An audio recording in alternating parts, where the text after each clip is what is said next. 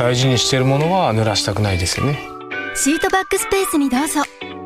日陰で休めるのがいいですね。シートを倒してゆっくりと。設計図見ながら書き込んだり。シートバックテーブルを使ってください。そして前後の誤発進抑制機能を搭載。